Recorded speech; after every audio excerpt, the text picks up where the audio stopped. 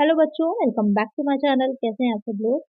आप लोग की कंपनी ला की क्लासेस चल रही थी, जो आपके लेक्चर्स चल रहे थे, जिसमें कि हम लोग इसको चैप्टर वाइज कवर कर रहे हैं। जो अभी आपका चैप्टर चल रहा है, उसमें हम कंपनी की कौन कौन सी मीटिंग्स होती हैं उसके बारे में देख रहे हैं। अभी जो आपका चैप्टर चल रहा है उसमें हम पढ़ रहे हैं कि कंपनी की मीटिंग्स कौन सी होती हैं, किस तरह की होती हैं, क्या आपका प्रस्ताव होता है, जो रेजोल्यूशन होता है, तो वो आपके कंप्लीट हो चुका है।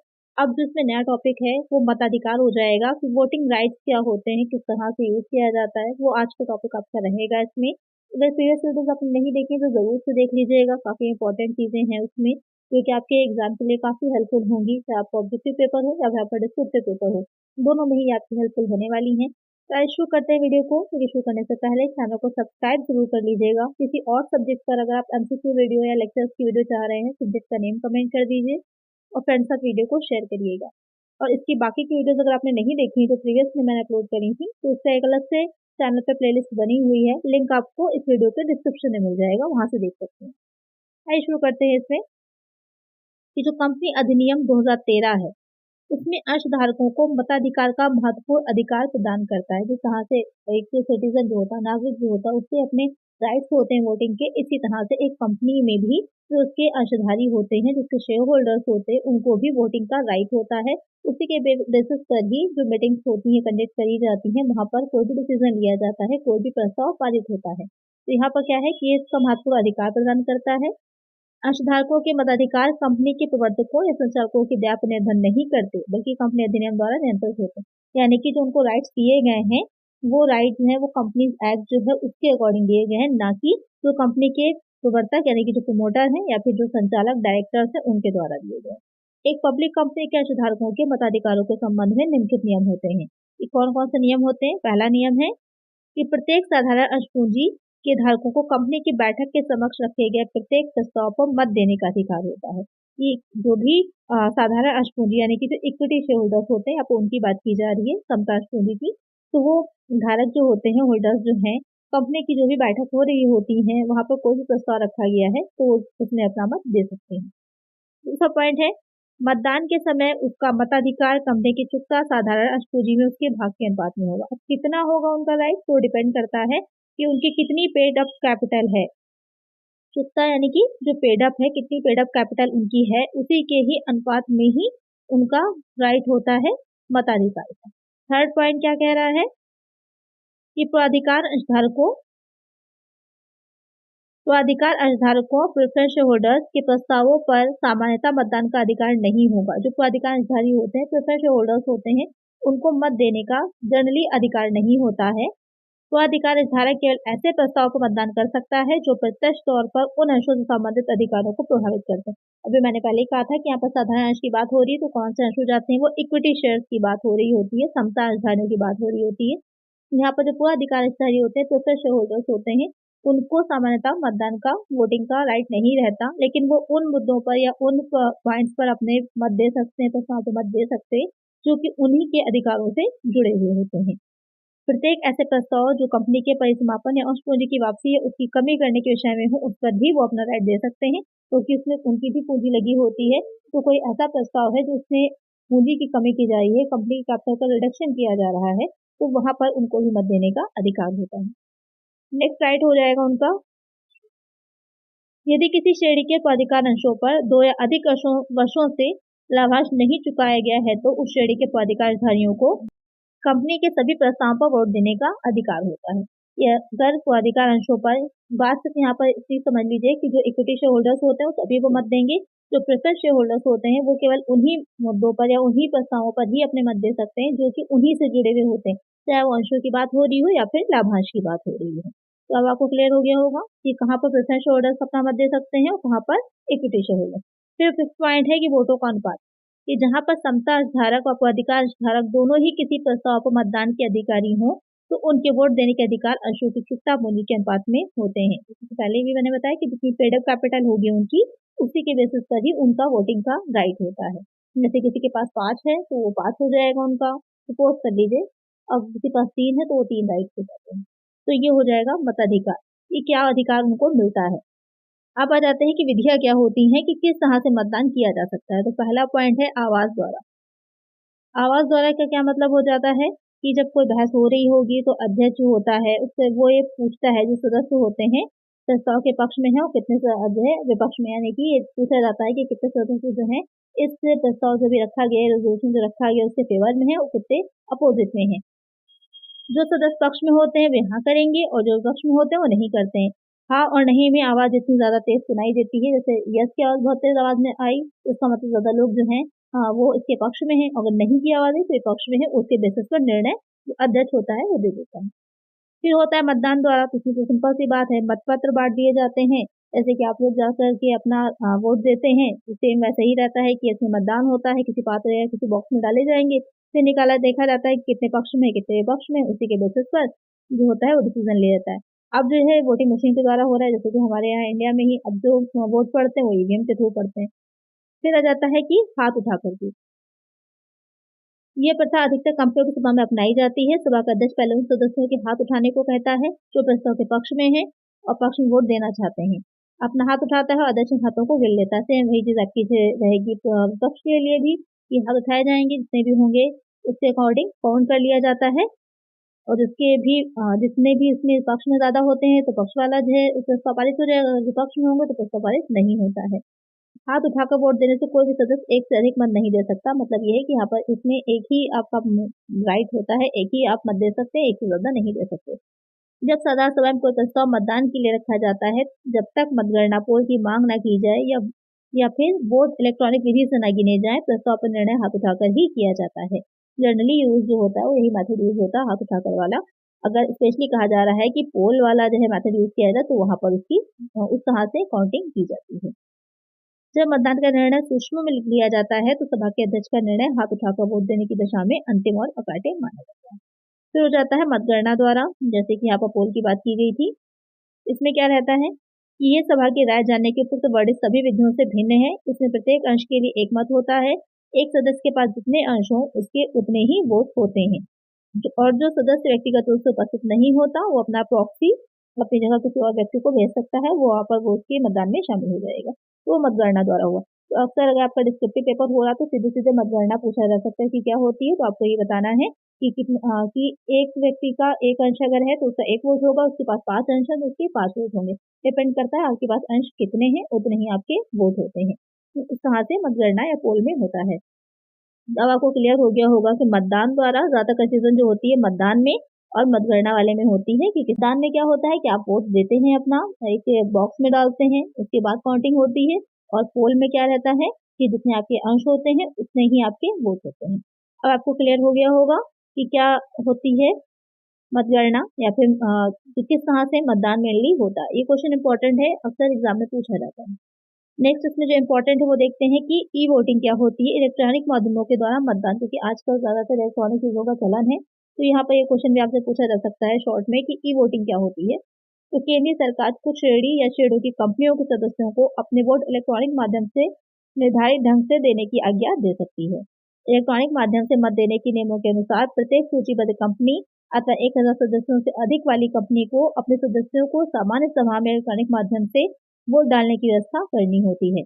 यहाँ पर कौन सी कंपनीज के लिए है ये नियम, कि प्रत्येक सूचीबद्ध जो लिस्टेड कंपनीज होती हैं या फिर जहाँ पर 1000 से ज्यादा सदस्य हैं, कंपनी में 1000 से ज्यादा सदस्य हैं, मेंबर्स हैं, और जो कंपनियां लिस्टेड कंपनीज हैं तो वहां पर उनको अपनी जर्नल मीटिंग जो कर रही हैं तो इलेक्ट्रॉनिक मेथड से या इलेक्ट्रॉनिक माध्यम से अपना वोट डाल सकती हैं। कंपनी इलेक्ट्रॉनिक वोट व्यवस्था से कोई भी प्रस्ताव पारित कर सकती है।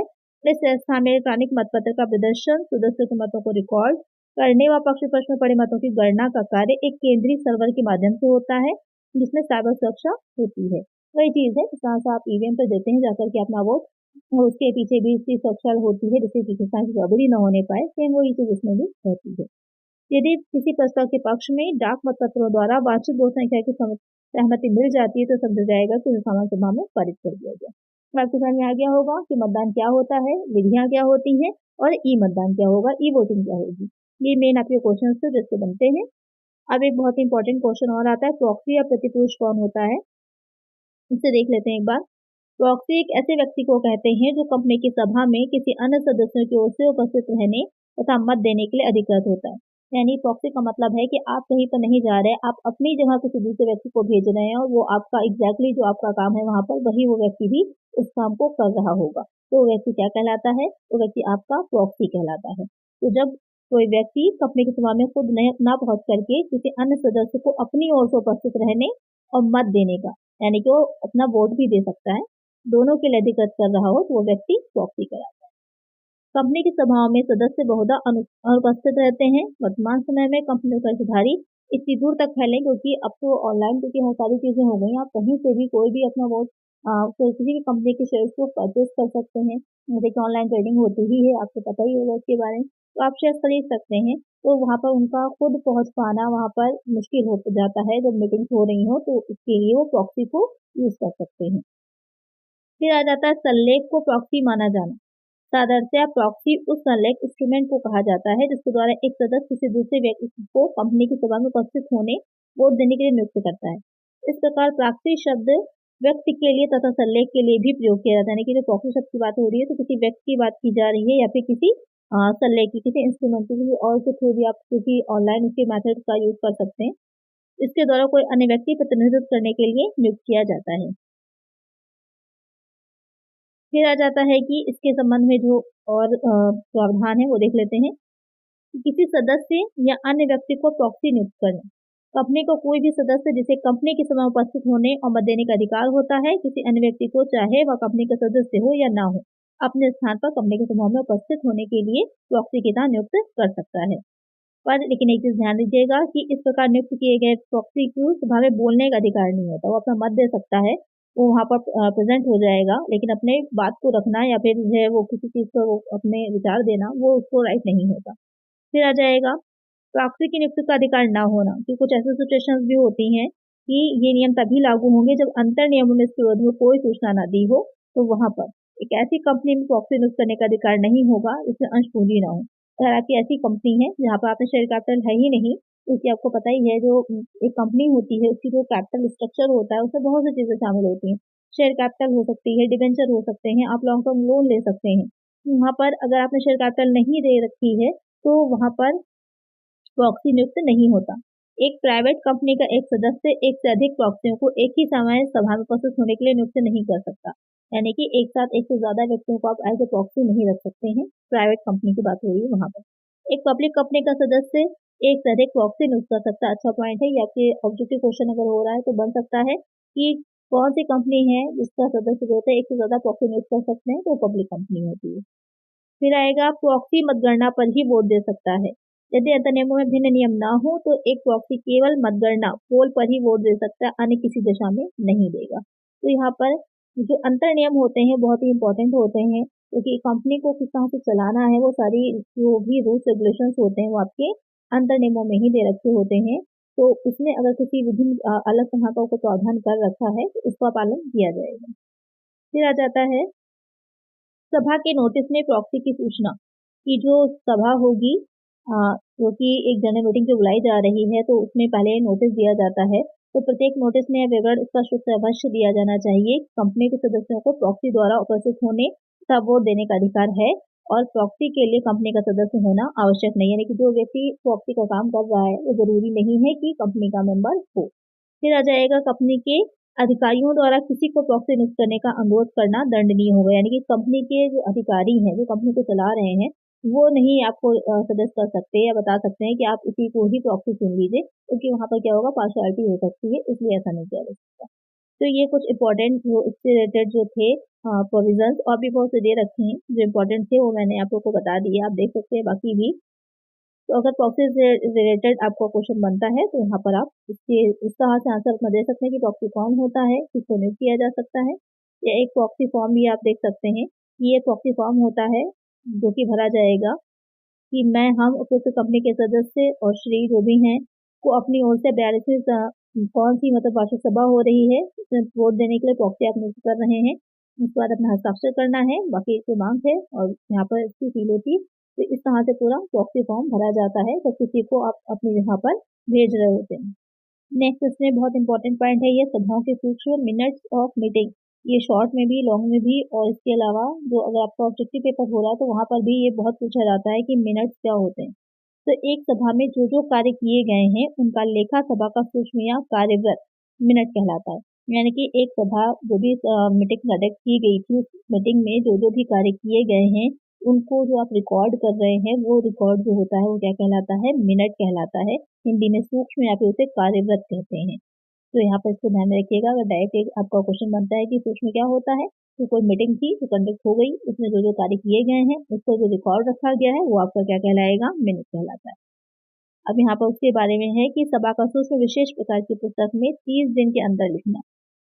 तो यहाँ पर जो भी कार्य किए गए हैं, जो सूक्ष्म बनाया जाएगा, तो प्रत्येक कंपनी को साधारण सभाओं, संचालकों की सभाओं या फिर संचालक समितियों की, ये सारी मैं आपको पढ़ा चुकी हूँ, कि सभाओं का सूक्ष्म रखना अनिवार्य होता है। ये सूक्ष्म सभा समाप्त होने के 30 दिन के भीतर विशेष प्रकार की पुस्तकों में जो इसीलिए रखी जाती हैं और जिनके प्रत्येक पृष्ठ पर क्रमांक पड़ा रहता है, लिखा जाता है। यानी कि जो सभा हुई है उसमें क्या क्या कार्य हुए हैं, अलग अलग सभाओं से रिलेटेड है, तो उन सबका रिकॉर्ड जो है वो 30 दिन के अंदर रखा जाता है। इससे और साथ में उसका क्रमांक भी पड़ा होता है डेट वाइज, इससे कि आपको ये याद रहे कि कब कौन सा निर्णय लिया गया था, कब कौन से जो है प्रस्ताव रखे गए थे, जिसका एक पूरा रिकॉर्ड रखा जा सके। फिर आ जाता है कि सूक्ष्म हस्ताक्षर युक्त होना। हस्ताक्षर युक्त का क्या मतलब हो जाएगा कि संचालक मंडल की सभाओं के सूक्ष्म पर तथा उनकी समितियों के सूक्ष्म की दशा में उसके अध्यक्ष द्वारा या अगली सभा के अध्यक्ष द्वारा हस्ताक्षर किए जाते हैं। इसलिए किए जाते हैं जैसे कि कहाँ से ऑथेंटिफिकेशन रहे, उसका ऑथेंटिसिटी रहे कि हाँ ये कार्य किए गए या जो भी लिखा गया वो करेक्ट है। दूसरा पॉइंट है कि एक साधारण सभा के सूचना की दशा में 30 दिन के भीतर उसी सभा के अध्यक्ष द्वारा या यदि इस अवधि के अध्यक्ष की डेथ हो गई है या फिर वो चुनाव अयोग्य हो गए हैं, तो संचालक मंडल द्वारा अधिकृत संचालक जो होगा वो उस पर अपने हस्ताक्षर करता है। तो मेनली कहने का ये कि जो मिनट्स रखा गया है, जो रिकॉर्ड रखा गया है, उस पर सिग्नेचर करवाए जाते हैं। जितनी मीटिंग हो रही है उसके अध्यक्ष करते हैं, नहीं है तो संचालक करते हैं। तो सूक्ष्म के प्रत्येक पृष्ठ पर संबंधित सभा के अध्यक्ष के हस्ताक्षर होने चाहिए। फिर आ जाता है कि सूक्ष्म को पुस्तक के पत्रों पर चिपकाना मना है। यानी कहने का क्या मतलब है कि कार्यवाही का सूक्ष्म जो है इस पुस्तक के पन्नों पर चिपकाया नहीं जा सकता, उसे आपको लिखना होता है, रिकॉर्ड रखना होता है, ना कि आप उसको पेस्ट कर दीजिए। तो सूक्ष्म सही होना कि जो जो कार्य किए गए हैं उनका संक्षेप में सही सही आप लिखेंगे, उसमें कुछ गलत नहीं लिखना है। इसीलिए सिग्नेचर कराए जाते हैं, इससे कि कुछ भी अगर आप गलत लिखेंगे तो जो अध्यक्ष होंगे वो सिग्नेचर ही नहीं करेंगे, तो वहाँ पर उसकी ऑथेंटिसिटी के लिए सिग्नेचर होते हैं। सूक्ष्म रखना सचिव का दायित्व होता है, ये सचिव का कर्तव्य होता है। अगर ये क्वेश्चन आ जाए कि सचिव के क्या कर्तव्य, तो यहाँ पर सूक्ष्म रखना, मिनट्स का रिकॉर्ड रखना भी जो होता है वो सचिव का ही कर्तव्य है। बहुत महत्वपूर्ण होते हैं क्योंकि इनकी आवश्यकता न्यायालय में भी पड़ती है कि अगर कभी कोई सिचुएशन आ रही है जहाँ पर कोई केस हो रहा है, तो उसके लिए रिकॉर्ड्स चाहते हैं क्योंकि किसी भी कंपनी के, तो वहाँ पर ये सूक्ष्म जो होते हैं बहुत ही इंपॉर्टेंट होते हैं। फिर आ जाएगा संचालकों एवं उनकी समितियों की सभा का सूक्ष्म। संचालकों की सभा का या संचालक समितियों की सभा का जो सूक्ष्म रखा जाना है, उसमें निम्नलिखित सूचनाएं अवश्य होनी चाहिए। सभा में उपस्थित संचालकों के नाम, उन संचालकों के नाम जिन्होंने अपना मत प्रस्ताव के विरोध में दिया है। सारी डिटेल मेनली होती है, ब्रीफ में होती है, लेकिन सारी ही डिटेल इसमें होनी चाहिए। फिर आ जाता है कि मानहानि वाली कार्रवाई शामिल न करना। इस बात का सभापति का अधिकार है कि वह ऐसी कार्रवाई को सूक्ष्म में शामिल न करे जो तुच्छ हो या जिसके द्वारा किसी व्यक्ति की मानहानि हो या कंपनी के हित में, यानी कि वो चीजें जो कि किसी तरह की किसी व्यक्ति के बारे में कुछ गलत तरह से पोर्ट्रे कर जा रही हो, तो वो चीज को न लिखा जाए। दंड दिया जा सकता है कब कि अगर व्यवस्थाओं का उल्लंघन किया जाता है तो कंपनी पर 25,000 रुपए और प्रत्येक कंपनी के प्रत्येक सदस्य पर जिसका दोषी होगा 5,000 तक का अर्थदंड लगाया जा सकता है। फिर है सूक्ष्म सभा की कार्यवाही का प्रमाण होना। तो सूक्ष्म होते हैं कि सभा कंडक्ट करी गई है और उसमें क्या क्या चीजें हुई हैं, उसका एक यहाँ से प्रमाण के रूप में होते हैं, एविडेंट होते हैं, इसीलिए वो न्यायालय में प्रसिद्ध किए जाते हैं। यदि कंपनी के अंतर्नियमों में दिया गया है कि जिस सूक्ष्म पर सभापति के हस्ताक्षर हो जाते हैं वह उस सभा की कार्रवाई के लिए अकाट्य प्रमाण माना जाएगा, तो कोई भी अन्य गवाही सभा की कार्रवाई का विरोध नहीं कर सकती है। तो इतनी समझ मान्यता रखते हैं, इतने इंपॉर्टेंट होते हैं मिनट्स। आज की वीडियो में हमने कहा कि मतदान क्या होता है, उसके क्या मेथड्स होते हैं, किस तरह से किया जा सकता है, साथ ही प्रॉक्सी क्या होता है, और जो बहुत ही मोस्ट इंपॉर्टेंट मिनट्स क्या होते हैं, उससे रिलेटेड प्रावधान। तो ये आज की वीडियो में आपका ये चैप्टर कंप्लीट हो जाता है। नेक्स्ट वीडियो में हम नया चैप्टर पढ़ेंगे, तो उसके लिए चैनल को लेकिन आपको सब्सक्राइब जरूर से कर लेना है। और भी किसी सब्जेक्ट पर आप एमसीक्यूज या डिटेल वीडियो चाह रहे हैं, सब्जेक्ट का नेम कमेंट कर दीजिएगा और फ्रेंड्स आप वीडियो को शेयर करिएगा। मिलते हैं नेक्स्ट वीडियो में। Thank you.